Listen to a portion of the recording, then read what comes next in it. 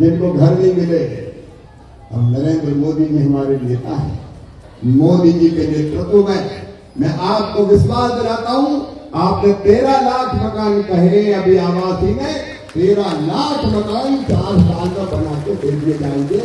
किसानों की आमदनी बढ़े, इसलिए 6 सूत्रीय रणनीति हमारी। एक, उत्पादन बढ़ाना है। दूसरे, उत्पादन की लागत घटाना है। नमस्कार, आप देखना शुरू कर चुके हैं लाइव सिटीज को। मेरा नाम अभिषेक है। बिहार पहुंचे केंद्रीय कृषि मंत्री शिवराज सिंह चौहान ने बिहार को लेकर बड़ा ऐलान कर दिया है। बिहार के किसानों को लेकर केंद्र सरकार का बड़ा ऐलान है। बिहार के किसानों को खाद, बीज, मखाना को लेकर बड़ा ऐलान किया गया है। इतना ही नहीं, प्रधानमंत्री आवास योजना के तहत अगले 4 सालों में बिहार में 13 लाख घर बनेंगे, तो बड़ा ऐलान किया है। मंच से ऐलान किया है। उन्होंने लखपति दीदी योजना के बारे में भी बताया है। महिलाओं को लखपति दीदी की योजना के तहत 1 लाख रुपए उनकी आय तक करने का प्रस्ताव किया गया है और इसको लेकर जल्द फैसले लिए जा रहे हैं। योजना चलाई जा रही है और बिहार के किसानों और बिहार के गरीबों को लेकर क्या कुछ कह रहे हैं केंद्रीय कृषि मंत्री शिवराज सिंह चौहान मंच से, पहले आप वो सुनिए। अंग्रेजों ने आजादी को चांदी की तस्तरी में रख के फेंक दी। हजारों क्रांतिकारी साथी हंसते हंसते फांसी के फंदों पर झूल गए थे और जब वे फांसी के फंदे झूलने जाते थे तो डर से उनके पैर नहीं कांपा देते, उनका कलेजा नहीं हिला करता। एक हाथ में गीता होती, उनके मुंह से भारत माता की जय के उद्घोष निकलते थे और उनके हृदय में दृढ़ संकल्प होता था। वो भगवान से प्रार्थना करते थे, हे भगवान, मरने के बाद हम फिर से जन्म लें, इसी भारत भूमि पे जन्म लें और तब तक पैदा होते रहे और मरते रहे जब तक ये देश स्वतंत्र ना हो जाए, भारत माता आजाद ना हो जाए। और ऐसे ही शहीद थे अमर शहीद रामफल मंडल जी। हमारे गौरव, हमारे गर्व, भारत माता के सच्चे सपूत अन्याय होते हुए देख नहीं सके। और जिन अंग्रेजों के लोगों ने, जब पुलिस के अधिकारी और दूसरे लोगों, उन्हें जब अमानुषिक अत्याचार और अन्याय किए तो खून खोल गया रामफल मंडल का और उन्होंने गंडासे से काट के उनको फेंक दिया। कुछ भी हो जाए, अपने लोगों का अपमान सहन नहीं करूंगा। और जब मुकदमा चला तो वकीलों ने कहा, आप तो कहते हो झूठ बोल दो, हजारों की भीड़ थी, कौन ने मार दिया मुझे पता नहीं। रविशंकर जी वकील जानते हैं तर्क कैसे दिए जाते हैं। बोले अगर झूठ बोल दोगे, मैं रविशंकर जी की बात नहीं कर रहा, मैं उस समय की बात कर रहा हूं, तो फांसी की सजा से बच सकते हो। तो रामफल मंडल ने कहा, मैं फांसी की सजा से नहीं डरता, मैं मरने से नहीं डरता। एक रामफल मंडल शहीद होगा, फांसी लगने से हजारों और पैदा हो जाएंगे जो तब तक लड़ेंगे जब तक देश स्वतंत्र नहीं हो जाता, भारत माता आजाद नहीं हो जाती। झूठ नहीं बोले, कहा मैं नहीं मारा, मैंने काटा, क्योंकि मैं अपमान किया था हमारे लोगों का, भारत माता का। और हंसते हंसते फांसी के फंदे पर झूल गए। मैं फिर उनके चरणों में प्रणाम करता और मैं बधाई देता हूँ ओबीसी मोर्चा को, भारतीय जनता पार्टी के प्रदेश अध्यक्ष को, पूरी टीम यहाँ बैठी है। आज आपने उनके शहादत दिवस के अवसर पर उनके चरणों में श्रद्धा के सुमन अर्पित किए हैं। अरे पूजे न गए शहीद, पूजे न गए शहीद, तो फिर ये मंत्र कौन अपनाएगा? तोपों के मुंह से कौन न करो, छातियां अपनी अड़ाएगा, चूमेगा फंदे कौन, चूमेगा फंदे कौन, गोलियां कौन बख्श के खाएगा, अपने हाथों अपने मस्तक फिर आके कौन बढ़ाएगा। पूजे में गई वीर को सुनिए, वीर कहां से आएगा, भारत को मां कहकर माफी माथे से कौन लगाएगा। और इसलिए मैं धन्यवाद देता हूं सम्राट जी, आपको भी, विजय जी को भी, दिलीप जी को भी। आपने देर नहीं की और तत्काल ये फैसला सुना दिया कि शहीद का दर्जा राजकीय दर्जा दिया जाए। ये भारत माता के चरणों में प्रणाम है, उनकी शहादत को प्रणाम है और ये धार्मिक समाज के भी चरणों में हम प्रणाम करते हैं। सीधा सरल सच्चा मेहनत दिखाने वाला। लेकिन अगर देश की आन बान शान को कोई उंगली उठाए तो प्राण देके भी उसका बदला लेने वाला ये समाज है। उसको सम्मान करता। मध्य प्रदेश में भी धार्मिक समाज के कई भाई बहन रहते हैं और मैं तो उनका मम्मी हूं। धार्मिक समाज मेरे बचपन का झूला, जवानी की फुलवारी और बुढ़ापे की काशी है। उसे समाज की गणना के मुख्य बलराम जी आप जैसे कार्यकर्ता राष्ट्रभक्ति के भाव से प्रेरित होकर लगातार बिहार में अलग लगा रहे, मैं आप जैसे कार्यकर्ताओं का भी सम्मान करता हूं। ऐसे कार्यकर्ताओं की आवश्यकता है। हमारा देश तेजी से आगे बढ़े, इसके लिए हमारे प्रधानमंत्री श्रीमान नरेंद्र मोदी जी दिन और रात परिश्रम कर रहे हैं। एक वैभवशाली भारत, एक गौरवशाली भारत, एक संपन्न भारत, एक समृद्ध भारत, एक शक्तिशाली भारत का निर्माण नरेंद्र मोदी जी के नेतृत्व में हो।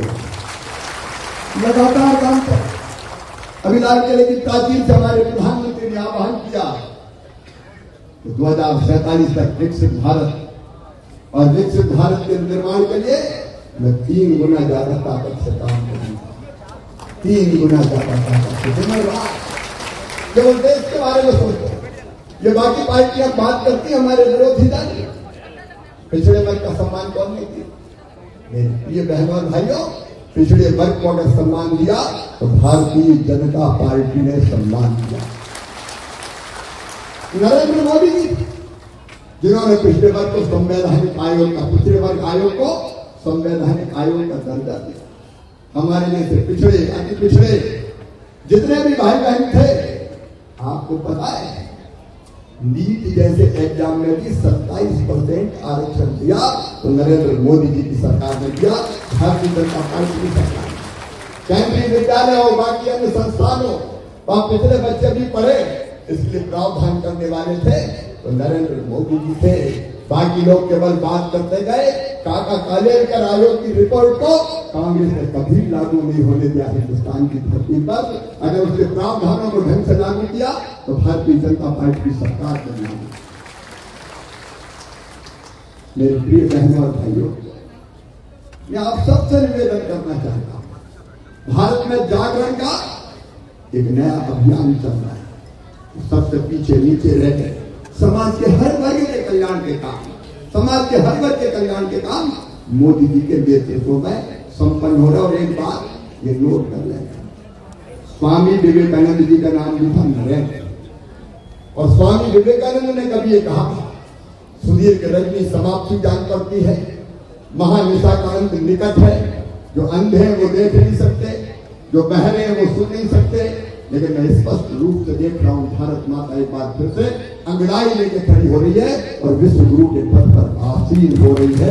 विश्व गुरु के पद पर एक नरेंद्र काका स्वामी विवेकानंद और दूसरे नरेंद्र श्रीमान नरेंद्र मोदी जी के हाथों से ये संपन्न हो, और ये करने में संपूर्ण देश के साथ पिछड़े वर्ग का भी अतुलनीय योगदान है। और मुझे तो कृषि मंत्री बनाया है, ग्रामीण विकास मंत्री बनाया है, और आज लगे हाथ सम्राट जी ने ये कह दिया कभी कई लोग रह गए जिनको घर नहीं मिले। हम नरेंद्र मोदी जी हमारे नेता हैं, आप राज्य में सरकार चला रहे हैं। बिहार के बहनों और भाइयों, मोदी जी के नेतृत्व में मैं आपको विश्वास दिलाता हूं, आपने 13 लाख मकान कहे अभी आवासी में, 13 लाख मकान 4 साल में बना के दे दिए जाएंगे। प्रधानमंत्री आवास योजना के अंतर्गत गरीब को ढंग से घर मिलता है। मेरी बहनें बड़ी संख्या में आई है। मेरी बहनों, अभी कार्यक्रम में परसों प्रधानमंत्री जी का महाराष्ट्र के जलगांव में, बहनों को गरीब नहीं रहने देना है, आंखों में आंसू नहीं रहने देना है, मजबूर नहीं रहने देना है। बहनें आगे बढ़ेगी तभी देश आगे बढ़ेगा। उसलिए मेरी बहनों, लखपति दीदी बनाना है, गरीब नहीं रहने देना है। लखपति दीदी का मतलब है 1 लाख रुपया सालाना आमदनी घर का कामकाज करते हुए हमारी बहन की हो जाए, इसकी व्यवस्था करनी है। और उस दिन 11 लाख लखपति दीदी को प्रमाण पत्र दिए जाएंगे। बिहार में भी विजय जी, सम्राट जी, दिलीप जी, मेरे मंत्री साथी बैठे। लखपति दीदी अभियान चलेगा। केंद्र सरकार मोदी जी के नेतृत्व में कोई कसर नहीं छोड़ेगी और हर बहन की आमदनी बढ़ के 1 लाख रुपया सालाना हो जाए, उसका इंतजाम हम करेंगे।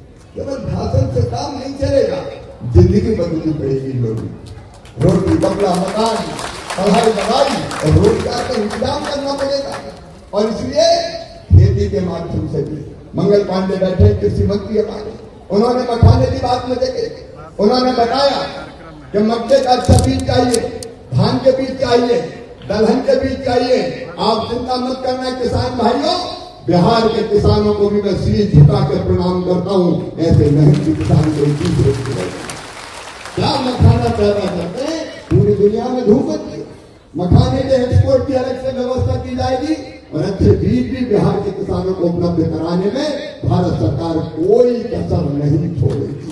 आपकी जिंदगी बदल, आपकी जिंदगी, गरीब की जिंदगी, किसान की जिंदगी, आम आदमी की जिंदगी, पिछड़ों की जिंदगी, उसके लिए दिन और रात काम करेंगे।